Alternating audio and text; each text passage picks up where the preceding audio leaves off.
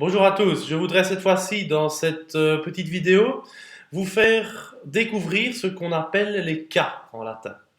Les cas, c'est la base de la langue latine et c'est pour ça qu'il est très important d'en comprendre le fonctionnement dès le début. A tout de suite.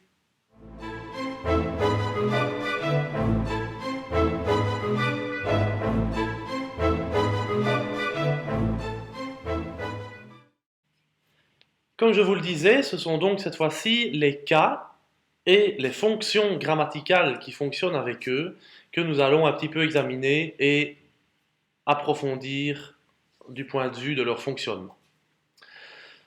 La première chose à savoir, c'est tout simplement que des cas, il y en a 6. Il y en a 6, ils se terminent tous à peu près de la même manière, hein, ils ont tous la dernière syllabe qui est la même. Ils commencent tous un petit peu différemment, mais dans l'ensemble, euh, ça se ressemble un petit peu. Chacun vient évidemment d'un nom latin. Je ne vais pas faire le détail ici, mais c'est clair qu'il y a évidemment chaque fois un verbe ou un nom latin qui vient de là et qui indique la fonction. Évidemment, en français, c'est quelque chose qu'on n'utilise pas. Et donc, il va falloir, bien entendu, avoir un lien entre le latin et le français d'une part et d'autre part. Le nominatif, c'est le cas en latin qui sert pour le sujet et l'attribut du sujet. Le vocatif, c'est l'apostrophe. Alors l'apostrophe, ça je ne vais pas trop en parler maintenant parce que c'est quelque chose qui est assez rare. Il faut juste savoir que c'est quand on interpelle quelqu'un. Si je dis Mathieu, tais-toi, eh bien le Mathieu, c'est une apostrophe. Donc dès que j'interpelle, que j'appelle quelqu'un, eh bien le nom de cette personne ou de cet animal ou de cette chose, si on fonctionne un petit peu plus au figuré, eh bien c'est une apostrophe. L'accusatif, c'est le CDV, ça par contre c'est une fonction essentielle dans une langue. Le génitif, le complément du nom. Le datif, le complément indirect. Et l'ablatif, lui, est le cas qui sert pour presque tous les compléments circonstanciels. Je dis presque tous. Pourquoi? Parce que vous avez là-dedans le lieu, le temps, la manière, la cause, etc. Mais voilà, comme la liste que vous avez ici devant vous pour le moment est assez restreinte, eh bien, il y a d'autres fonctions que celles-là qui viennent parfois se greffer en plus. Mais ce que vous avez ici devant vous, ce sont les fonctions de base, les fonctions essentielles à la langue, qui fonctionnent chacune avec un cas. Alors évidemment, il faut retenir cette liste de cas dans l'ordre, parce que si on ne la retient pas dans l'ordre, ça peut être un peu compliqué par après pour pouvoir retrouver la bonne fonction, évidemment. Et pour ça, il y a une petite phrase qui est assez bête, assez banale, c'est même carrément idiot, mais ça permet de retenir les cas dans l'ordre. Chaque fois que vous avez une lettre qui est soulignée dans cette petite phrase, eh bien, c'est le début de chacun des cas. Nivea, nominatif, vocatif, accusatif, G pour génitif, déjà, datif, ablatif. Voilà, ça permet juste de retenir les cas dans l'ordre. Ça peut être évidemment très très utile, voire même indispensable pour retrouver les bonnes fonctions qui vont avec. Alors prenons maintenant quelques exemples. Je vais en prendre un dans chaque sens. Vous avez ici une phrase en français. Je vous en donnerai une après qui sera en latin. Dans la phrase en français, nous allons voir comment s'organisent les fonctions et du coup les cas. Si je vous demande quelle est la fonction du mot qui est encadré là pour le moment, tout le monde me dira évidemment sujet du premier coup, c'est le sujet de la phrase. Eh bien, le sujet de cette phrase, en latin, on ne dira pas qu'il est sujet, on dira qu'il est au cas du nominatif. Le cas de ce mot-là en latin, ce sera nominatif.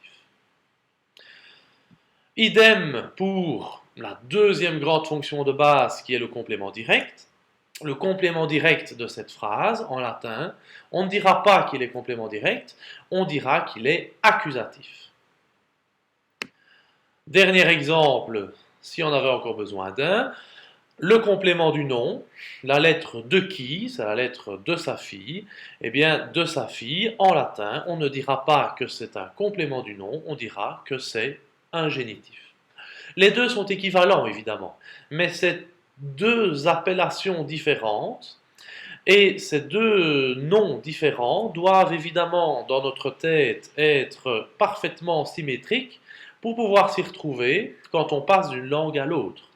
Le but est évidemment de comprendre du latin. Comment comprenons-nous du latin? C'est en le traduisant en français.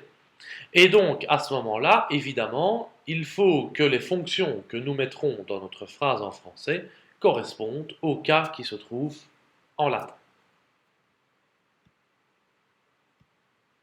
Voici donc maintenant la même phrase, mais en latin. Et petite parenthèse rapide, vous avez remarqué que dans la phrase précédente, j'avais mis la maîtresse de maison comme sujet. C'est tout simplement parce qu'en latin, la maîtresse de maison, c'est un seul mot, c'est domina, tout simplement. Alors ici, on fonctionne dans l'autre sens, et c'est la terminaison du mot, ici en l'occurrence du nom, qui va nous donner son cas. Quand ça se termine en latin par a, eh bien on sait que c'est le sujet.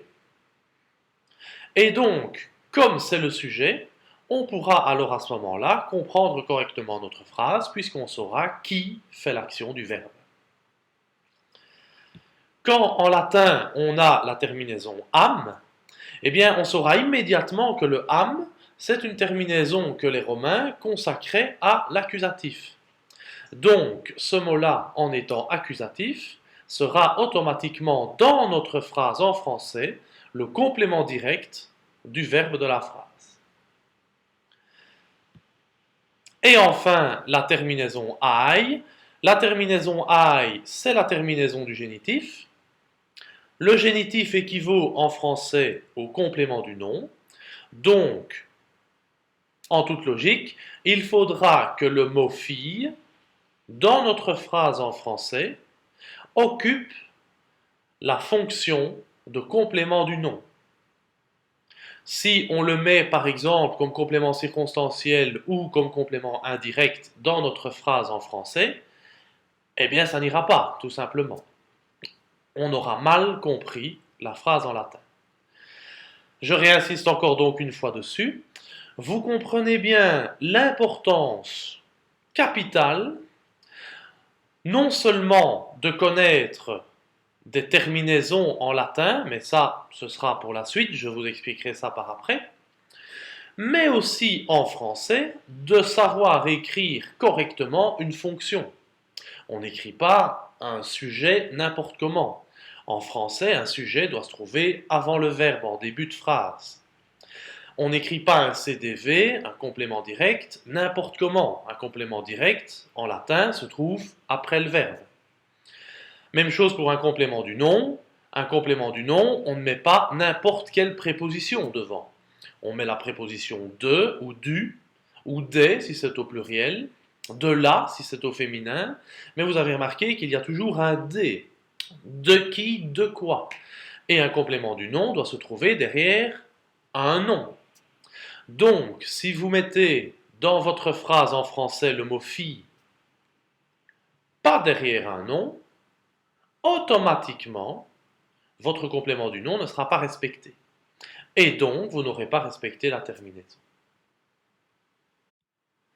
Voilà en gros un petit peu le fonctionnement dans un sens du français au latin et du latin au français du système des cas.